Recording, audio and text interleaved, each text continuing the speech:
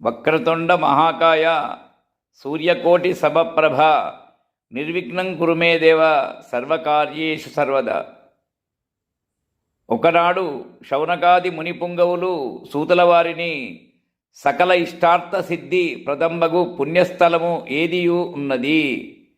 శ్రీమన్నారాయణుడు భూలోకమునకు మానవులు పూజలు పొందుటకు భూతలమునకు విచ్చేయుట మరియు దానికి సంబంధించిన కథలను మాకు చెప్పవలసినదని ప్రార్థించుకున్నారట. అంతటా సూతుల వారు, మునులారా, భూలోకము మొత్తం మీద వెంకటాచలము శ్రేష్టతరమైన పుణ్యస్థలము. అందు శ్రీ మహావిష్ణువు వెంకటేశ్వరుడై కలియుగమున దైవమై భక్తుల కోరికలు నెరవేరుస్తున్నాడు.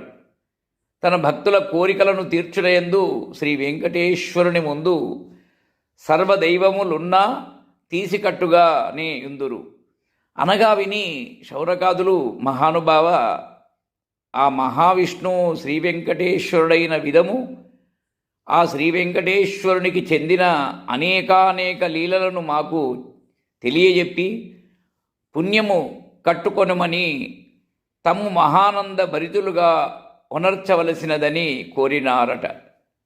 అంతట సూతుల వారు, మునీశ్వరులారా, నేను ఆ మహిమాన్వితుని వెంకటేశ్వరుని లీలను చెప్పుటకు ఎంతటివాడను, కానీ మీరు ఆసక్తితో భక్తి శ్రద్ధలతో వినకోరెదరని నేను భావించి శ్రీ వెంకటేశ్వరునికి చెందిన ఏవియో కొన్ని లీలలను చెప్పగలవాడను అని తన సహజ వినయమును ప్రకటించుకొని హృదయము గురువైన వేదవ్యాసుని తలపోసిందట.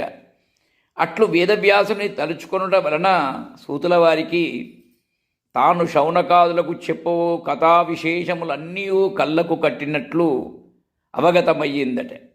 అనంతరము శౌనకాది మహర్షులతో ఇట్లు చెప్పసాగినారు. మునులారా, నారదుడు మహాభక్తుడు. అతడు మరి ఎవరో కాడు, సాక్షాత్తు బ్రహ్మదేవుని కుమారుడే. భగవద్భక్తులను అభిమానించు నారదుడు సజ్జనుల పాలిట కామధేనువుగా నుండి గర్వముతో పెటపెటలాడు వారిని ఒక చూపు చూసి గర్వపు కోరలను తీసి వినోదించు స్వభావము కలవాడు. నిరంతరము శ్రీమన్నారాయణుని నామస్మరణతో పరవశుడై గానము చేయుచు ఎచ్చట ఆటంకమనునది లేకయే త్రిలోకములలో సంచరించు నారదుని మహిమ నారాయణుకు